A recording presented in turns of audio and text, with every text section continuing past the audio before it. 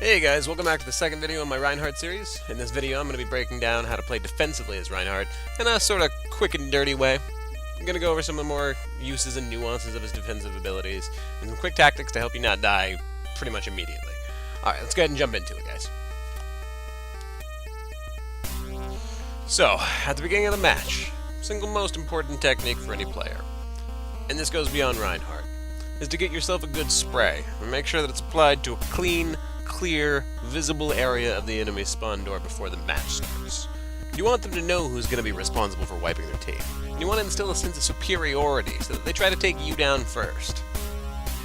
Anywho, for serious though, on the initial push, you're going to want to position Reinhardt in such a way that you're able to choke the enemy team into either dealing with you directly or having to find a route around you and your team.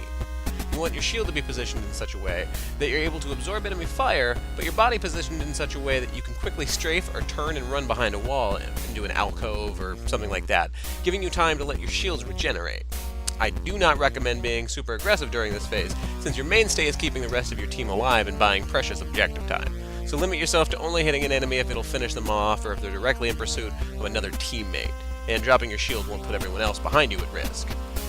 Keep in mind that the enemy respawns only a couple of feet away from their door, and if you or another team member dies, you have to walk all the way back from the opposite end of the map. It's more important to stay alive to safely assist your team than it is to risk getting yourself off early and leaving everyone else defenseless. If the enemy team has someone playing Bastion, try to keep Reinhardt and his shield out of their line of sight, and tell your team that taking him out quickly is the main priority, since Bastion is the biggest direct threat to your shield. Otherwise, play it smart, play it safe, focus on keeping your shields up and your team alive. After the initial push, or really after your first or second respawn, you really need to stick close to the objective. Reinhardt is an ideal point man, since he can single-handedly kite most enemies long enough for reinforcements to show up and lend a hand. Having at least one person sticking to the objective also stops an enemy with a quick character from making a bull rush for the objective, and forcing the rest of your team to give up precious ground in order to deal with them contesting it. Reinhardt is well equipped to deal with point defense, but there are a few things to keep in mind while you're defending. You'll want to keep yourself at the furthest end away from the way that the enemy is approaching the point, so that you're always to the back with your shield facing to them. If you catch someone gaining ground and your team isn't aware of them, communication is key, and letting people know who it is and what they're up to and where they're at, all that stuff, is very important. And lastly, team makeup is a big deal with Reinhardt. If your team is composed mostly of snipers or ranged characters, you're going to have a much harder time than if you have some good foot soldiers to help you fend off the opposing team.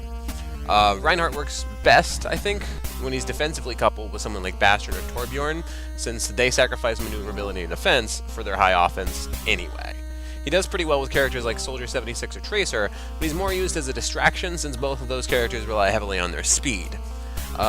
Double Reinhardt can also be a really hard couple to counter during defensive holding, but it depends on the makeup of the opposing team. No matter who you're teamed up with, always remember to think about how you can aid the playstyle of the people you're partnered with, and try to play to their strengths and weaknesses. Well, that's it for now. In my next video, I'll go over some offensive techniques and strategies. Thanks for watching, and I'll see you next time.